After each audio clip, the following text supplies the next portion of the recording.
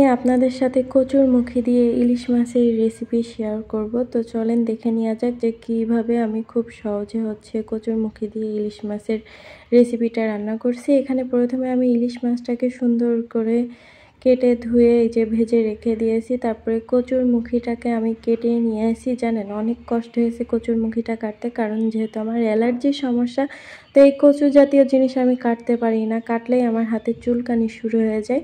তারপরে এখানে মশলা লাগবে জিরা, তারপরে পেঁয়াজ আছে, কাঁচা ঝাল আছে, আর এখানে আমি 2 কোয়া রসুন দিতেছি। আপনারা চাইলে নাও দিতে পারেন, কিন্তু তারপরেও যেহেতু আমি তরকারি দিয়ে রান্না করব এই জন্য আমি 2 কোয়ার মতন রসুন দিতেছি। আর লাগবে সরিষা। তো এখন মশলাগুলোকে আমি খুব ভালোভাবে মিহি করে বেটে নিয়ে নিব। তারপরে যে রান্নাবান্না শুরু করে দিয়ে দিব। তো এখানে সুন্দর করে মশলাটা বেটে নেওয়া কমপ্লিট হয়ে গিয়েছে। আর এখানে যেহেতু আমি যে কাঁচা ঝালগুলো নিয়েছিলাম একটু শুকাই মতন গিয়েছিল, একটু লাল লাল টাইপের হয়ে গিয়েছিল, এজন্য মনে হচ্ছে যেন এখানে শুকনা মরিচ দিয়ে এরকমই মনে হচ্ছে। তো এখন চলেন রান্নাবান্না শুরু করা যাক। আর আমি রান্নাবান্না শুরু করার আগেই হাতের কাছে সব কিছু রেডি করে রেখে দিই, নাহলে পরে যে খুঁজতে খুঁজতে অনেক ঝামেলা হয়ে যায়। তারপরে যেহেতু আরও ভিডিও করি, তো এক হাত দিয়ে ভিডিও করার এই জিনিসপত্রটা বারবার টানাটানি করা অনেক ঝামেলা হয়ে যায়। তো এখানে আমি চুলা জ্বালিয়ে তারপরে কড়াইটা দিয়ে আমি তেল দিয়ে দিয়েছি, পরিমাণ অনুযায়ী সয়াবিন তেল দিয়ে নিয়েছি। তারপরে যখন তেলটা গরম হয়ে আসবে তখন আমরা বাটা মশলাগুলো দিয়ে দিব। আপনারা চাইলে কিন্তু ইলিশ মাছটা না ভেজেও রান্না করতে পারেন। তো এখানে এই যে মশলাটা দিয়ে নিয়েছি, এখন এই মশলাটাকে একটু ভাজা ভাজা করে নিয়ে নিতে হবে। আর বাটা মশলা দিয়ে কিন্তু তরকারি রান্না করলে কিন্তু খুবই মজা হয়, আমার কাছে তো খুব ভালো লাগে আর খুব সুন্দর একটা স্মেল আসে। গুঁড়ো মশলা দিয়ে অতটা ভালো লাগে না, আর আমার এমনই অবস্থা হয়ে গিয়েছে এখন বাটা মশলা দিয়ে তরকারি রান্না খেয়ে খেয়ে গুঁড়ো মশলা আমার একেবারেই পছন্দ হয় না। মাঝে যখন এই যে নতুন বাসায় আসার পরে যখন শিলপাটা ছিল না, তখন তো গুঁড়ো মশলা ব্যবহার করতাম, এত বিচ্ছিরি লাগতো, মানে তরকারি খুবই খারাপ লাগতো। এমনি মজা হতো, কিন্তু তারপরেও যেহেতু ছোটোবেলা থেকে বাটা মশলা দিয়ে তরকারি রান্না খাওয়ার অভ্যাস হয়ে গিয়েছে, তো বাটা মশলাটাই আমার বেশি পছন্দ হয়। তারপরে এখানে মশলাটা যখন ভাজা ভাজা একটু হয়ে যাবে, আমি এখানে লবণ দিয়ে দিব আর হলুদ দিয়ে দিব। এখানে আপনারা আপনাদের পরিমাণ অনুযায়ী আর কি দিয়ে নেবেন। আপনারা চাইলে কিন্তু এই কচুরমুখীটাকে আগে সিদ্ধ করে তারপরে সুন্দর করে সিলে 2 ফালি করে বা গোটা গোটা করে রেখেও রান্না করতে পারেন, কিন্তু আমার কাছে মনে হলো যে এইভাবে আমি রান্না করি, ওভাবেও রান্না করি, এভাবেও রান্না করি, আমার যখন যেরকম মনে হয়। আসলে আমার যেহেতু অ্যালার্জির সমস্যা, মনে করেন এভাবে রান্না করলেও হয় কি হাত চুলকায়, ওইভাবে করলেও হাত চুলকায়, এই জন্য দেখলাম যে এইভাবেই আর কি রান্না করি।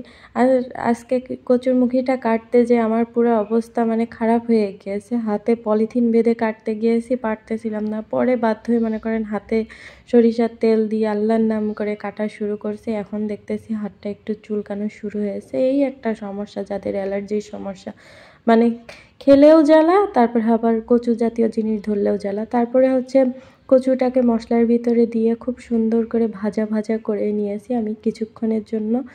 এখন আমি কষানো পানি দিয়ে দিব। কষানো পানিটা দেওয়ার পরে তারপরে ঢাকনা দিয়ে ঢেকে দিয়ে দিতে হবে। আর অবশ্যই কিন্তু মাঝে মাঝে ঢাকনাটা তুলে নেড়ে চেড়ে দিতে হবে, নাহলে হয় কি, যেহেতু কচু জাতীয় জিনিস তলায় লেগে যায়, এই জন্য কিন্তু বারবার অবশ্যই ঢাকনাটা দেওয়ার পরে একটু পর পর আপনারা ঢাকনাটা তুলে নেড়ে দিবেন।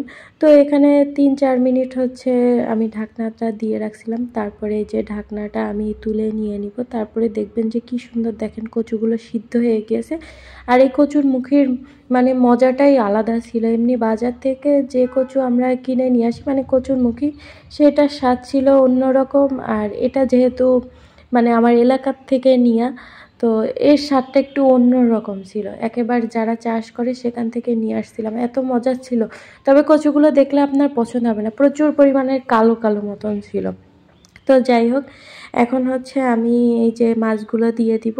কষানো পানি কিন্তু এখনও পর্যন্ত শুকায়নি, তো শুকানোর আগ দিয়েই আমি মাছগুলো দিয়ে দিয়েছি। যেহেতু মাছগুলো আমি ভেজে রান্না করতেছি, তো কেমন এই যে শক্ত শক্ত হয়েছিল, এই জন্য এখনই দিয়ে দিলাম।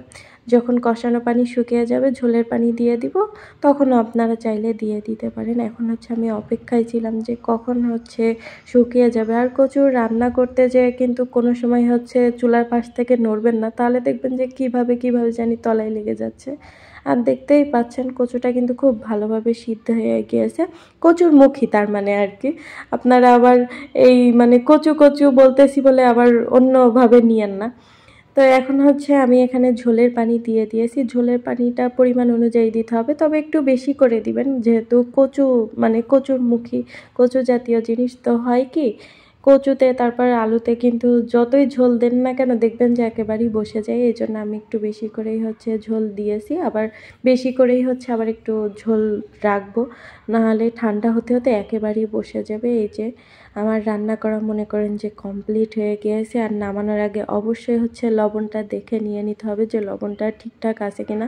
আমার তো এই কচুরমুখী দিয়ে ইলিশ মাছ খুবই পছন্দ। আপনাদের কার কার পছন্দ কমেন্ট করে জানাবেন। আর অবশ্যই বাসায় হচ্ছে এই রেসিপিটা ট্রাই করবেন, খেতে কিন্তু সেই মজার হয়।